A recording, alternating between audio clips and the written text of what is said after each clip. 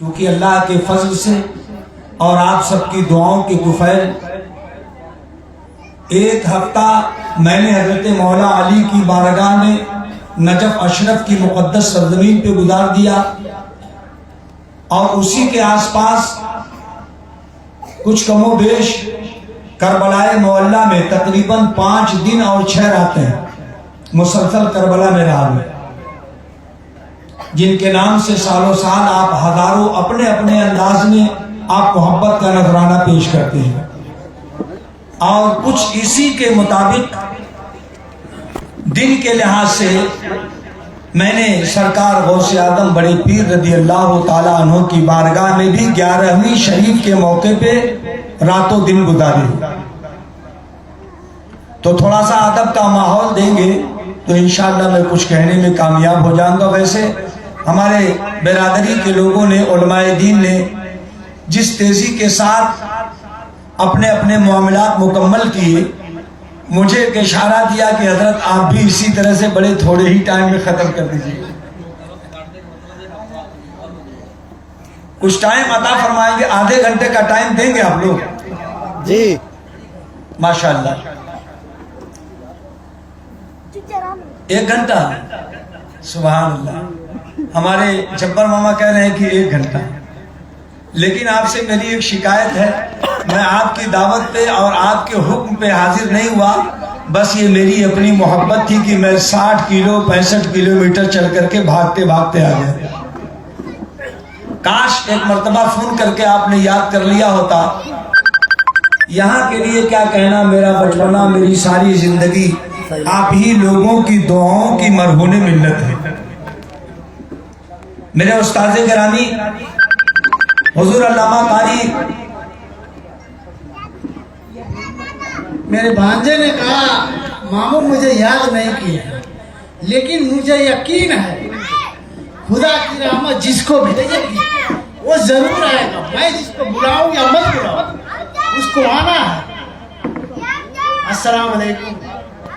وعلیکم السلام ورحمۃ اللہ وبرکاتہ۔ چلیے یہ دعوت ہو گئی، ہمارے دوست بیٹھے ہیں، ماما بھی لگتے ہیں اور بچپن کے دوست بھی ہیں صفی اللہ صاحب۔ اللہ اس کے پہلے یعنی کہ تقریباً 2 مہینہ پہلے میں نے 16-17 دن عراق کی مقدس سرزمین اور تقریباً 150 بزرگان دین، 150 سے زائد ہی بزرگان دین کی بارگاہوں میں حاضری دی، اور بالخصوص مولا علی شیر خدا اور حضرت امام حسین اور حضرت سرکار غوث اعظم بڑے پیر کی بارگاہوں میں ہفتوں تک رہا اور فیض حاصل کیا۔ وہ فیض لے کر کے آج آپ کے درمیان اپنے ماما کی صاحبزادی کی شادی کے مقدس و مبارک موقع پہ میں لے کر کے حاضر ہوں۔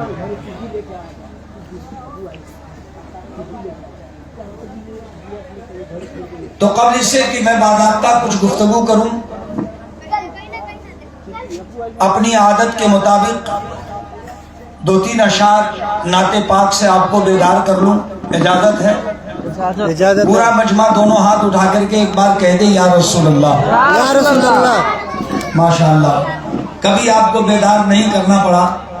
ایک بار مل کر کے پیار و محبت سے درود شریف کی فضیلت ہمارے بدروار مدینہ مسجد کے خطیب و امام صاحب نے پیش کیا اور بتایا کہ درود پاک کی عظمت کیا ہے۔ ہمارے حضرت نے موہن مرینا سے تشریف لا کر کے نبی کی نعت کی عظمت کیا ہے اسے بتایا۔ تو آئیے گنبد خضرا اپنی نگاہوں میں بسا کر دل میں یہ ارادہ بنا کر کہ جو نبی پر نثار ہوتا ہے وہ بڑا پروقار ہوتا ہے۔ علماء دین کی دعا چاہتا ہوں، جو نبی پر نثار ہوتا ہے وہ بڑا پروقار ہوتا ہے، اور جو مسلسل درود پڑھتا ہے اس کو اللہ سے پیار ہوتا ہے۔ بے شک، سبحان اللہ سبحان اب اللہ۔ نانا کی عمر کے تو کوئی اس محلے میں بچا نہیں ہے، ایک لے دے کر کے ہمارے نانا بچے ہوئے۔ اللہ ان کی حیات لمبی فرمائے اور ان سے دین کی خدمت لے، تاکہ یہ لوگوں کو سمیٹیں، نمازی بنائیں، مسجد تک لے جائیں، تاکہ سب لوگ با جماعت نماز پڑھیں۔ میں 2-3 اشعار پڑھتا ہوں، سماعت کیجیے گا۔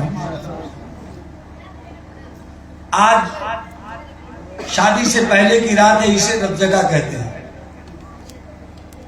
آپ اپنی زبان میں، ماں بہنیں اپنی زبان میں جانتی ہوں گی، کوئی سمجھتا ہوگا کہ ناچ گانے کو رت جگہ کہتے ہیں، ماں بہنیں سمجھتی ہوں گی گلگلا پکانے کو رت جگہ کہتے ہیں، کوئی کچھ سمجھتا ہوگا، کوئی کچھ سمجھتا ہوگا، لیکن شریعت کی زبان میں، اسلام اور قرآن اور قانون دین کی زبان میں جب آپ رت جگہ کا مفہوم سمجھنے کی کوشش کریں گے تو ہمارا دین بتاتا ہے کہ رت جگہ کا مطلب ہے اللہ کی عبادت میں گزرنے والی رات،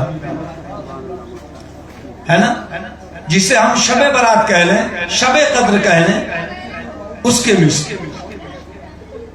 تو اسی لیے ہمارے بزرگوں نے طریقہ بنایا کہ میلاد سے پہلے والی رات میں رت جگہ جو ہوتی ہے اس میں میلاد کی محفل سجائی جاتی ہے تاکہ تھوڑی دیر اللہ اور رسول کا ذکر ہو جائے۔ شعر ملاحظہ کریں، میں پڑھتا ہوں، سماعت کر لیں۔ ارشاد۔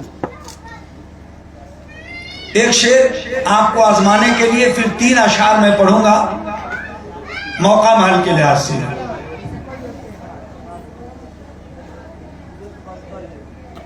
یا نبی کیوں نہ ہو لبوں پہ نام آپ کا، سبحان اللہ، سبحان اللہ۔ نبی کا نام لیجئے، زبان پہ لے آئیے، محبت سے کہہ دیجئے یا رسول اللہ، یا رسول اللہ۔ مائیں بہنیں بھی محبت سے سنیں۔ یا نبی کیوں نہ ہو لبوں پہ نام آپ کا،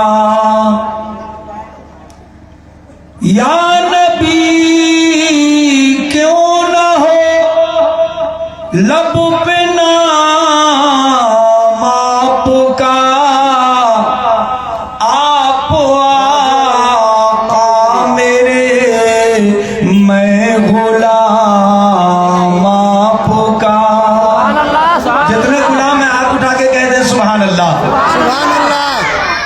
یا نبی کیوں نہ ہو لبوں پہ نام آپ کا، آپ آقا میرے میں غلام آپ کا، آپ آقا میرے میں غلام آپ کا۔ اب یہاں سے میں، آپ نے الحمدللہ بڑی بیداری کے ساتھ سنا ہے، جزاک اللہ۔ انشاءاللہ امید ہے کہ اسے بھی آپ بیداری کے ساتھ سنیں گے۔ سہارے کی ضرورت ہے ہمیں اور آپ کو زندگی کے ہر موڑ پہ۔ اللہ اور رسول کا سہارا اگر ایک دم کے لیے ہم سے الگ ہو جائے تو ہماری زندگی کا، دنیا کا خاتمہ ہو جائے۔ بولیے سچ ہے کہ نہیں ہے؟ میں اسی کی مناسبت سے کہ اللہ تعالیٰ شادی کا موقع ہے، ہماری مائیں بہنیں تیاری میں ہیں، ہمارے بھائی لوگ تیاری میں ہیں، اس نیت سے کہ اللہ عزت و آبرو کے ساتھ شادی کے تمام معاملات کو مکمل کر دے، بارات عزت و آبرو کے ساتھ جائے، بچی ہماری اپنے گھر پہنچ کر کے عزت و آبرو کی زندگی حاصل کرے۔ بس اسی مزاج کو لے کر کے میں یہ 2-3 اشعار بڑی تیزی سے پڑھتا ہوں، سنیں۔ سہارا دو سہارا، دو سہارا یا رسول اللہ، محبت سے کہتے ہیں سبحان اللہ، سبحان اللہ۔ سہارا دو سہارا، دو سہارا یا رسول اللہ،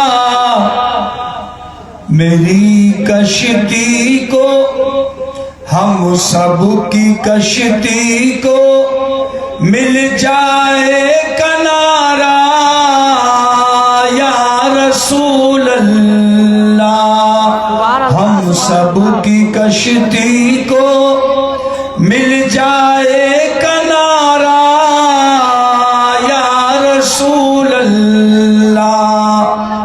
اور شعر ملاحظہ فرمائیں، محبت سے بول دیں سبحان اللہ، سبحان اللہ۔ سنا ہے آپ ہر عاشق کے گھر تشریف لاتے ہیں. یا رسول اللہ شادی کا موقع ہے, آپ کی رحمتیں نازل ہو جائیں, علماء کرام کی دعا ہو جائے.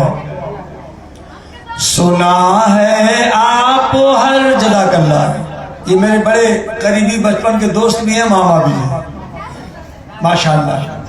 ابھی ان کے بڑے بھائی وہاں بیٹھے ہیں, ان کے بڑے بھائی وہاں بیٹھے ہیں, سب لوگ لائن سے بیٹھے ہیں. شعر سماعت کریں.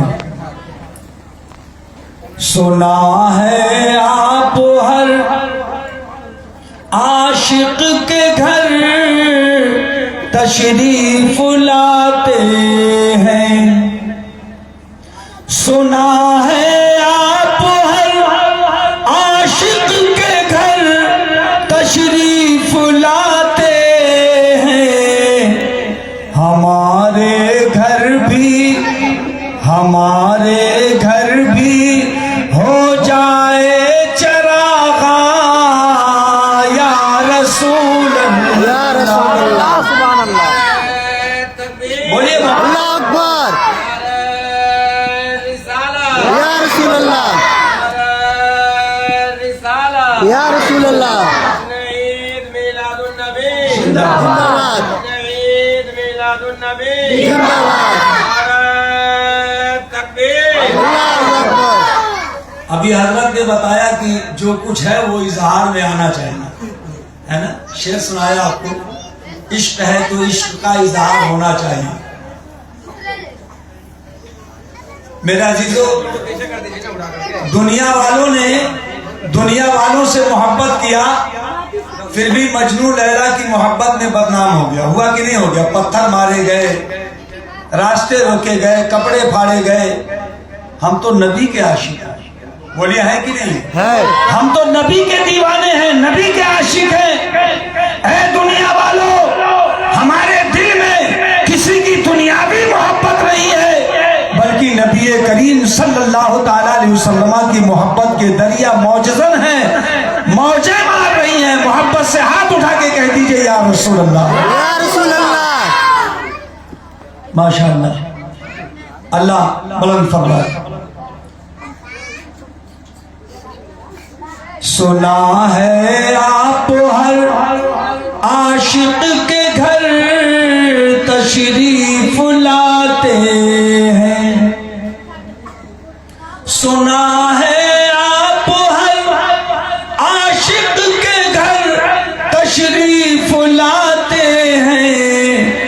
ہمارے گھر بھی ہو جائے چراغاں یا رسول اللہ. یا رسول اللہ. سہارا دو سہارا یا رسول اللہ. اور یہ شعر بھی بڑی تیزی کے ساتھ. سنا ہے گنبد خضرا بہت ہی خوبصورت ہے.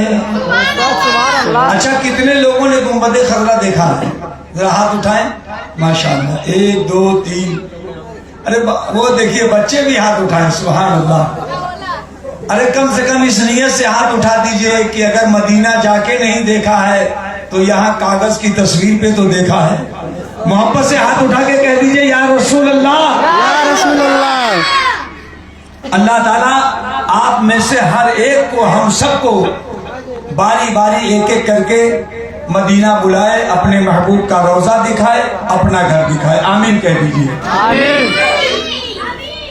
سنا ہے گنبد خضرا بہت ہی خوبصورت ہے. سنا ہے گنبد خضرا بہت ہی خوبصورت ہے. میری آنکھیں بھی, ہم سب کی آنکھیں بھی کر لیتی نظارہ یا رسول اللہ. سہارا دو سہارا یا رسول رسول اللہ. آخری شعر. اب اس نظم سے تو نہیں ہے, دوسرے قبیلے سے ہے, لیکن اسی عنوان کے تحت ہے, اسی غرض و غائب کے تحت ہے. میں ملاتا ہوں اسے.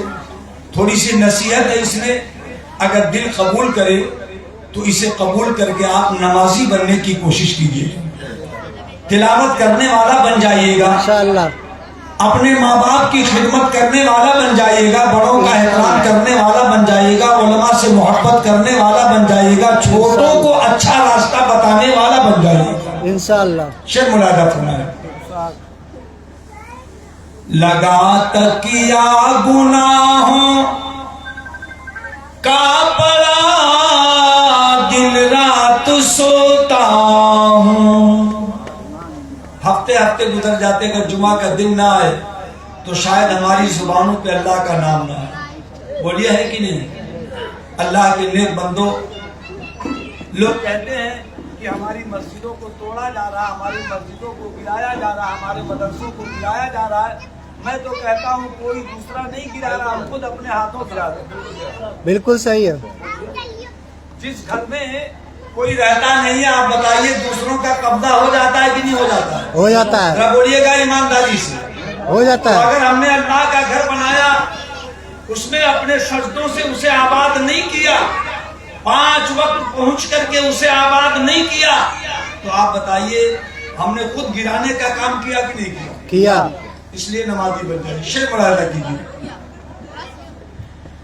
لگا تکیا گناہوں کا پڑا, دن رات سوتا ہوں. لگا تکیا گناہوں کا پڑا, دن رات سوتا ہوں. ہمیں اب خواب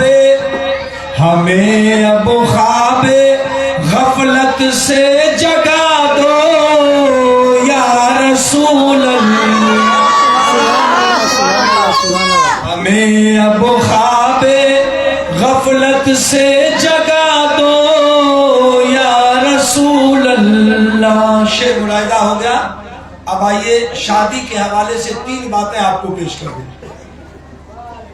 انسان کی زندگی کے 3 دور ہوتے ہیں. تھوڑی توجہ آپ کی, بالکل ادھر ادھر سے اپنا ذہن ہٹا لیجیے. ماں بہنیں بھی اسے سنیں, کاش ہماری ماں بہنیں سمجھ لیتی تو گھر کا گھر سدھر جاتا.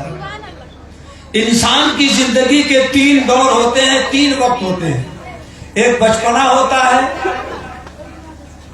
ایک جوانی ہوتی ہے, ایک بڑھاپا, بڑھاپے کے بعد آخری منزل. اسی کو دوسری زبان میں کہہ لیا جائے, شادی کی زبان میں, تو انسان کی زندگی کے 3 دور ہوتے ہیں. ایک دور شادی سے پہلے, ایک دور شادی کے وقت, اور ایک دور شادی کے بعد. اچھا یہ بتائیے, کیا آپ لوگ کسی بارات میں جاتے ہیں یا بارات آتی ہے تو نکاح کی محفل میں شامل ہوتے ہیں؟ جی.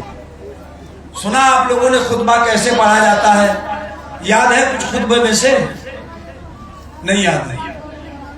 ایک بات یاد رکھیے, جب بھی کل نکاح کی محفل جب سجے تو آپ خطبہ اور نکاح کے وقت موجود رہیے گا. اللہ کے حبیب ارشاد فرماتے ہیں کہ نکاح کی محفل اتنی پاکیزہ محفل ہے کہ اگر وہاں کوئی ادب سے حاضر ہو, شرکت کرے, تو اس محفل کی حاضری کے صدقے اللہ تعالیٰ اس کی دعائیں قبول فرماتا ہے. ہم کہتے ہیں کہ دعا قبول نہیں ہوتی, نماز نہیں پڑھتے, نماز کے بعد کی دعا قبول ہوتی ہے. ماں باپ کا پیر نہیں دباتے, ان کی خدمت نہیں کرتے, ان کے سر پہ تیل نہیں رکھتے, قسم خدا کی کوئی دعا قبول نہ ہوتی ہو. اگر اپنی ماں اپنے باپ کے پاؤں کو پکڑ لیجئے اور تھوڑی دیر دبا کر کے یہ آج عریضہ پیش کر دیجئے کہ اے میرے والدین میرے حق میں دعا کر دیجئے, اگر ماں باپ کے ہاتھ اٹھ گئے تو قسم ہے وحدہ لا شریک کی وہ دعا آپ کی رد نہیں ہو سکتی ہے. وہ دعا رد نہیں ہو سکتی ہے. کبھی کروا کے تو دیکھیے. آج اللہ رب العالمین ہندوستان میں جو چمکا رہا ہے نا, یہ ماں باپ کی دعائیں, اپنے بڑوں کی دعائیں, آپ سب کی دعائیں. بڑوں کی دعا لیجئے, بالخصوص ماں باپ کی خدمت کیجئے. تو 3 دور میری ماں بہنوں تم بھی سننا، شادی سے پہلے کی زندگی، شادی کے وقت کی زندگی، شادی کے بعد کی زندگی. اور یہ علماء دین بیٹھے ہیں، یہ اکثر نکاح پڑھاتے ہیں. ان سے جب آپ پوچھیں گے تو یہ بتائیں گے کہ خطبہ جب امام کھڑے ہو کر کے پڑھتا ہے نکاح کے موقع پر تو اس میں 3 آیتیں ایسی پڑھی جاتی ہیں جو ایک ہی معنی کے ہم شکل ہیں. اے ایمان والو اچھے سے جیو، اچھے سے رہو، دنیا سے ایمان والا ہو کر کے جاؤ. 3 آیتیں پڑھی جاتی ہیں، انہی میں سے ایک آیت میں نے تلاوت بھی کی ہے. اے ایمان والو اللہ سے ڈرو، دنیا سے نہ جاؤ لیکن سچا مومن مسلمان بن کر کے. خطبے کے وقت 3 آیتیں پڑھی جاتی ہیں. 3 آیتیں کیوں پڑھی جاتی ہیں؟ اس لیے کہ انسان کی زندگی کے 3 دور ہوتے ہیں، شادی سے پہلے، شادی کے وقت، شادی کے بعد. اور نکاح کے موقع پہ جس کی شادی ہو رہی ہے اسے بھی تنبیہ کیا جا رہا ہے، جس کی شادی ہو چکی ہے اسے بھی تنبیہ کیا جا رہا ہے، جس کی شادی ابھی ہونے والی ہے اسے بھی تنبیہ کیا جا رہا ہے کہ اللہ کے بندے سب کچھ دیا ہوا خدا کا ہے، اس لیے دنیا میں خدا کی فرما برداری کے ساتھ زندگی گزارنا، تاکہ دنیا سے جب تم جاؤ تو خدا وحدہ لا شریک کی فرما برداری کے تحت تمہارا دامن گناہوں سے پاک ہو اور رب کے حضور پہنچو تو رب کے فرشتے رب کی بارگاہ میں تمہاری تعریف کرتے ہوئے نظر آئے، پروردگار یہ وہ تیرا بندہ ہے جس نے نمازیں پڑھی ہیں، جس نے روزے رکھے ہیں، جس نے قرآن کی تلاوت کی ہے، جس نے تیرے فرمان پہ عمل کیا ہے، جس نے تیرے محبوب کی حدیث پہ عمل کیا ہے، تیرے محبوب کی سنتوں پہ عمل کیا ہے.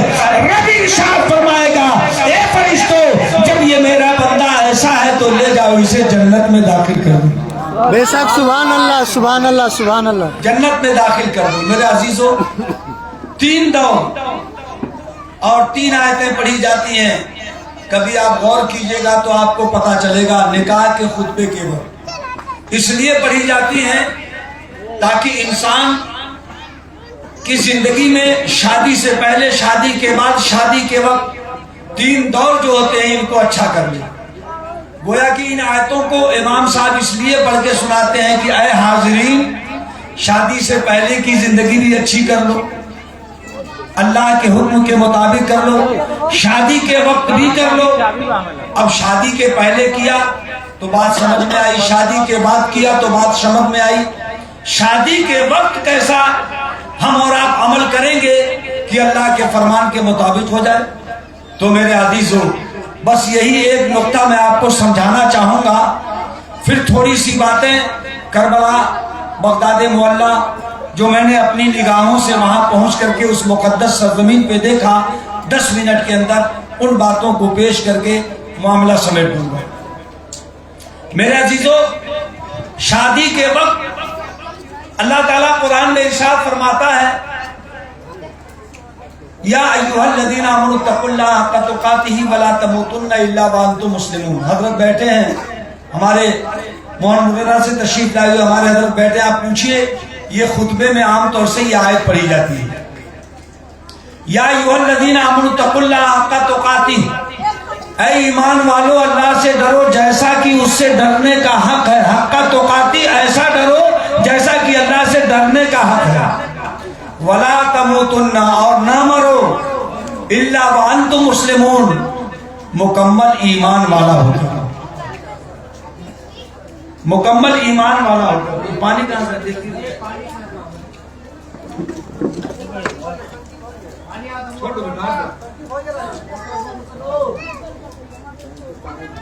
ڈسٹرب نہ ہوئی. تو میرے عزیزو اللہ تعالیٰ نے قرآن پاک میں جو ہمیں اور آپ کو نیکی کے راستے پہ چلنے کا حکم دیا، یہ شادی کے موقع پر ہم سے اور آپ سے خاص طور سے کہا جاتا ہے کہ اے ایمان والو اللہ سے ڈرو جیسا کہ اس سے ڈرنے کا حق ہے، اور دنیا سے نہ جاؤ لیکن مکمل ایمان والا بن کر. میرے عزیزو ایمان کی بہت ساری صورتیں ہیں. نماز بھی ایمان ہے، سچائی بھی ایمان ہے، راستگی بھی ایمان ہے.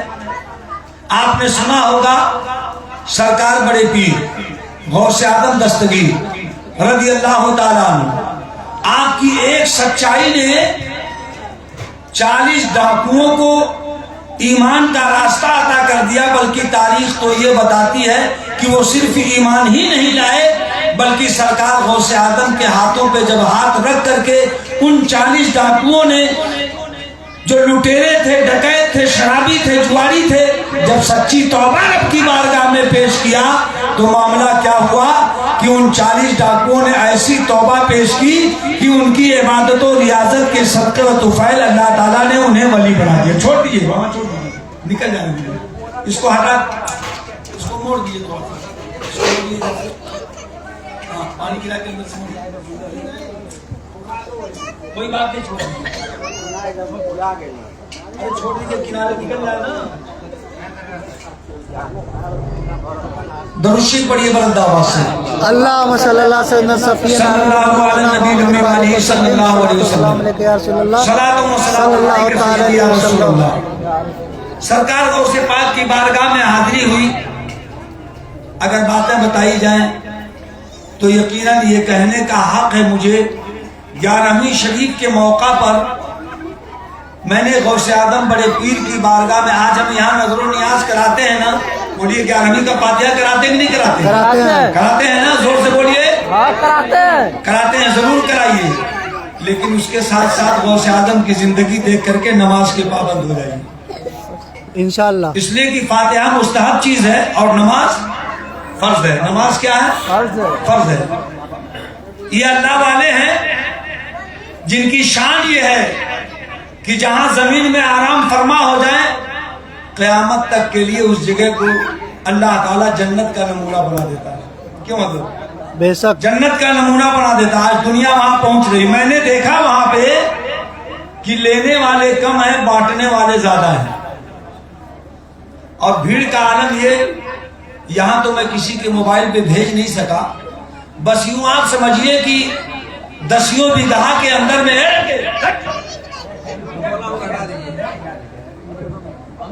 10 بیگھہ زمین کے اندر کہیں تل رکھنے کی جگہ نہیں۔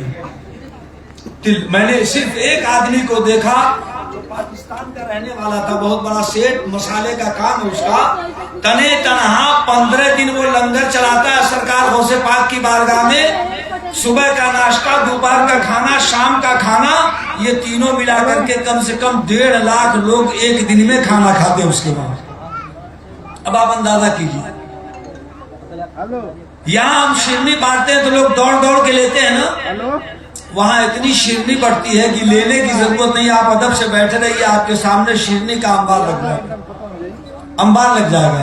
کبھی اللہ توفیق دے تو ارادہ بنائیے، جا کے دیکھیے۔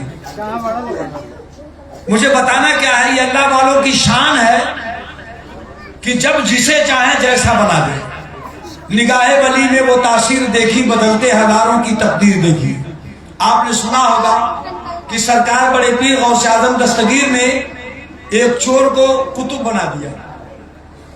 ہم لوگوں نے وہ جگہ بھی دیکھی جا کر کے، اور وہ چور جو پہلے چور تھے بعد میں قطب ہوئے، ان کے آستانے پہ حاضری بھی دیا۔ سرکار غوث پاک کی بارگاہ سے یوں ایسے سامنے، یہ کونے پہ بمشکل تمام 1 کلومیٹر کی دوری پر ان کا آستانہ ہے۔ چوری کرنے کی نیت سے جو آپ کے کمرے میں داخل ہوئے، سامان سمیٹ لیا ہے نا، اے بچے، اے بیٹا، بیٹا تم تھوڑا سا سن لو۔ چوری کرنے کی نیت سے سرکار غوث پاک کے کمرے میں داخل ہو گئے، دروازہ بند ہو گیا، سارا سامان سمیٹ لیا، سر پہ رکھا۔ مختلف روایتیں ہیں، ایک روایت میں یہ بھی ہے کہ دروازے پہ آئے تو دیکھا کہ دروازہ بند، اب دروازہ کھولنے کی کوشش کیا تو ختم معاملہ، دروازہ ہی نہیں کھل رہا۔ ایک روایت یہ بھی ہے کہ جب سب باندھ لیا گٹھڑی، اٹھا کے سر پہ رکھا تو آنکھوں سے کچھ دکھائی ہی نہیں دیتا۔ یہ شان اللہ والوں کی۔ وہ اسی چکر میں پوری رات گٹھڑی اتارتے رہے، رکھتے رہے، اتارتے رہے، دروازے تک جاتے رہے، آتے رہے۔ آدھی رات سے زائد کا وقت گزر گیا، اتنے میں کسی نے دروازے پہ دستک دیا، اندر سے آواز پہنچی، کون؟ سرکار غوث پاک نے فرمایا کون؟ باہر سے آواز آئی خضر، حضرت خضر علیہ السلام، جن کی ڈیوٹی ہے پوری دنیا میں وہ گشت کرتے رہتے ہیں، پوری دنیا میں گشت کرتے رہتے ہیں۔ ان کی ذمہ داری ہے کہیں کا ابدال، کہیں کا کتب، کہیں کا ذمہ دار اگر انتقال کر جائے تو اللہ رب العالمین نے ان کے سپرد یہ خدمت دی ہے کہ وہ وہاں کا انتظام کرتے ہیں۔ اور انتظام کہاں سے ہوتا ہے؟ سرکار غوث پاک بڑے پیر کی بارگاہ سے۔ باہر سے آواز آئی، اے عبد القادر جیلانی غوث اعظم بڑے پیر، میں خضر ہوں، فلاں علاقے کا ابدال انتقال کر گیا ہے، کسی ابدال کا انتظام فرما دیجئے تاکہ اسے لے جا کر کے وہاں مکمل کر دیا جائے، ڈیوٹی پہ لگا دیا جائے۔ سرکار غوث پاک نے فرمایا رات کا سناٹا ہے، صبح تشریف لائیے، انتظام ہو جائے گا۔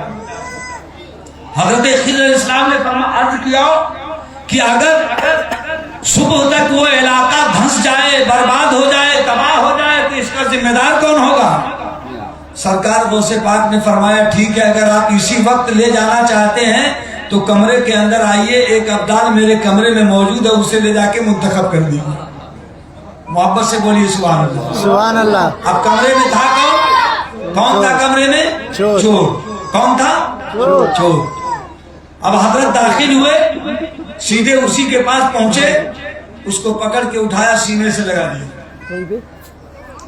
اس نے کہا جناب آپ جو سمجھ رہے ہیں میں وہ نہیں ہوں۔ چور نے کیا کہا کہ آپ جو سمجھ رہے ہیں میں وہ نہیں ہوں۔ اس نے بھی دل میں سوچا ہوگا ہو سکتا ہے کوئی ابدال ہو کمرے میں غوث پاک کے میرے علاوہ۔ کہا ہو تم کون؟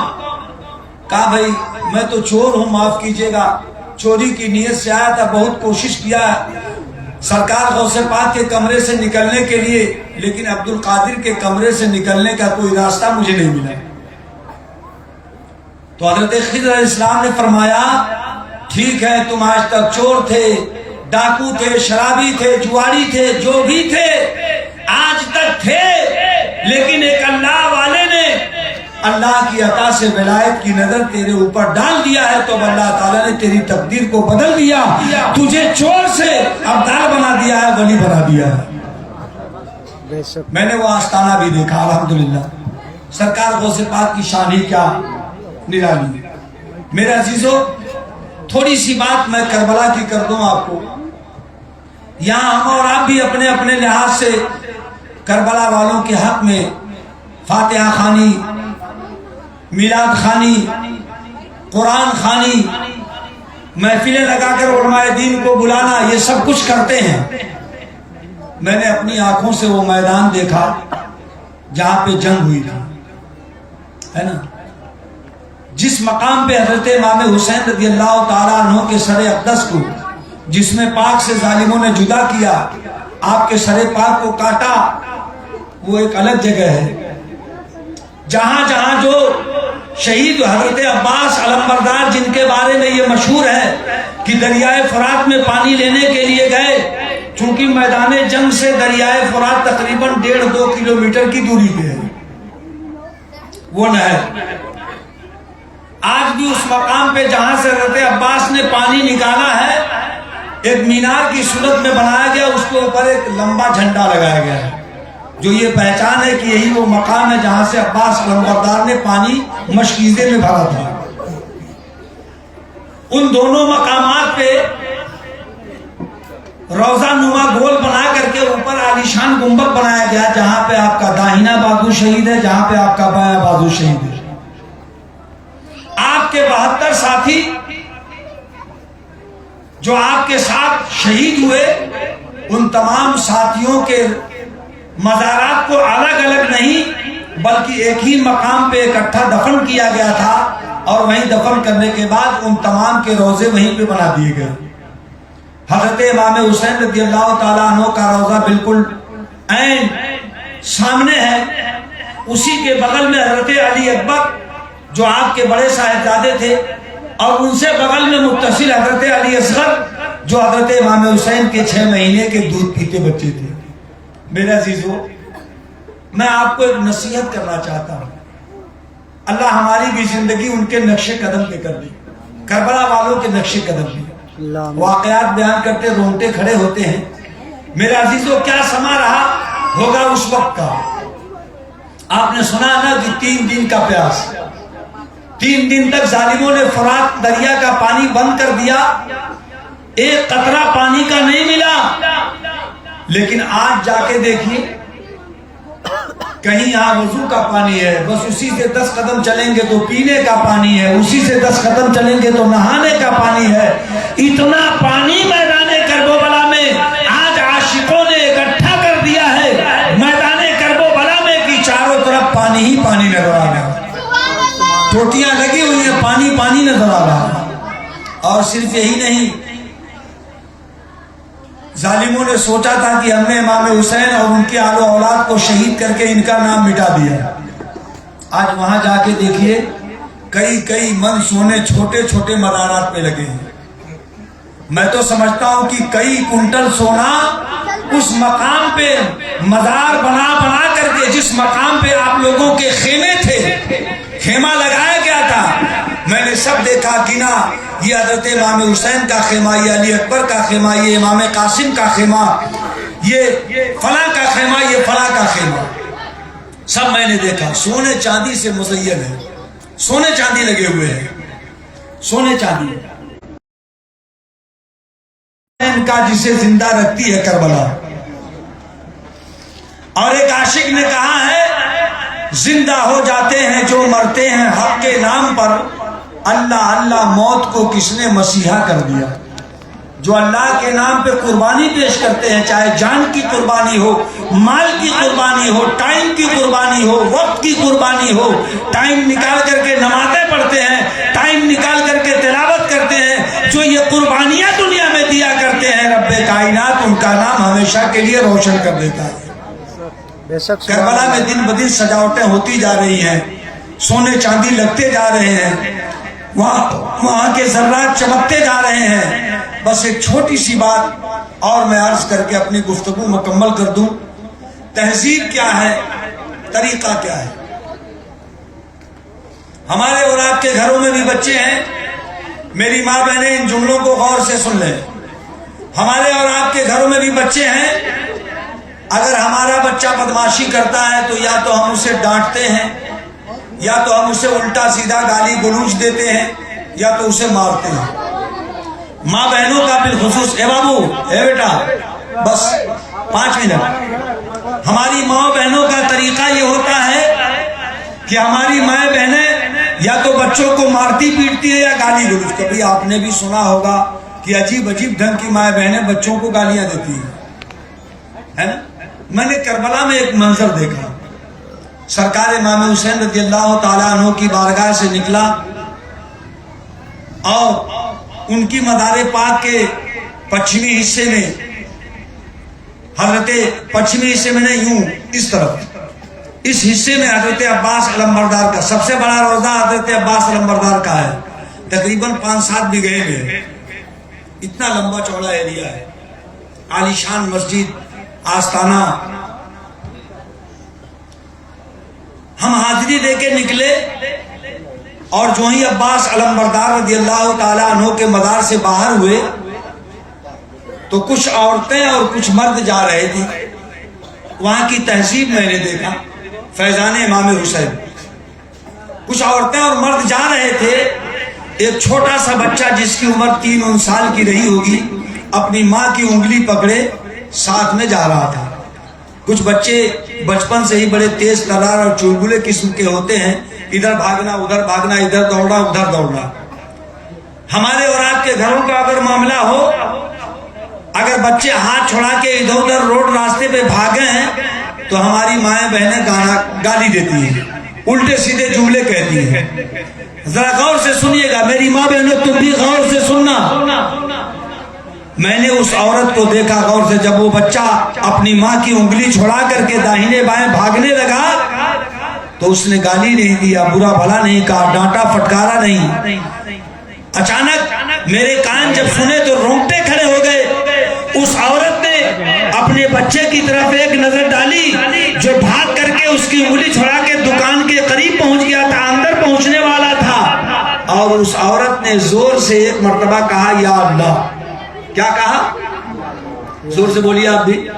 یا یا اللہ. جب اس نے یا اللہ کہا تو لڑکے نے مڑ کر کے اپنی ماں کی طرف دیکھا اور ماں کا چہرہ جب دیکھا، چونکہ وہاں سب نقاب پوش، کوئی عورت آپ کو بے نقاب نظر نہیں آئے گی. وہ بھی آج ہمارے اور آپ کے علاقے والا نقاب نہیں، یوں اتنا لمبا چوڑا یوں اٹھایا ایسے ڈال لیا آگے باندھ لیا ختم، کچھ دکھائی نہیں دیتا. کیا ہے؟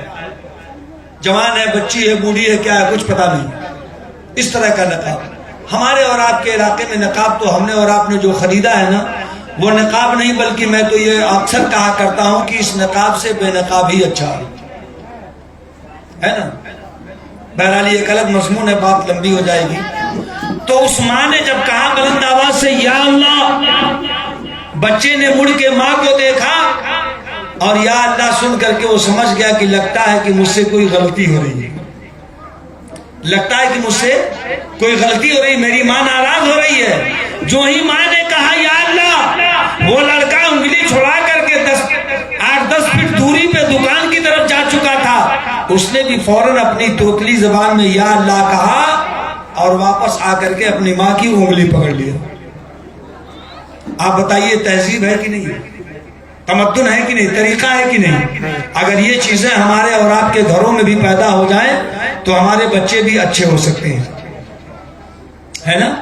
اچھے ہو سکتے ہیں. اسی لیے کچھ لوگوں نے یہ لکھا اور کہا ہے کہ بچوں کو کوئی نیک کام بتاتے وقت، پڑھاتے وقت اگر ہم نے انہیں ڈرا دیا، دھمکا دیا تو اب وہ دل سے کہاں پڑھیں گے، وہ تو ڈر سے پڑھیں گے. اس لیے ایسا پیار، ایسی محبت دی جائے کہ انہیں اچھا سبق یاد ہو جائے، اچھا سبق یاد ہو جائے. اور کبھی بھی زبان پہ الٹے سیدھے کلمات اپنے بچوں کو سنوارنے کے لیے، سجانے کے لیے، غلط راستوں سے واپس لانے کے لیے ہم استعمال نہ کریں. بچے تو بچے ہیں، ان کا بچپنا ہے، ان کی فطرت میں بدماشی ہے. کمال تو ہمارا ہے کہ ایک کچے برتن کو رنگ کر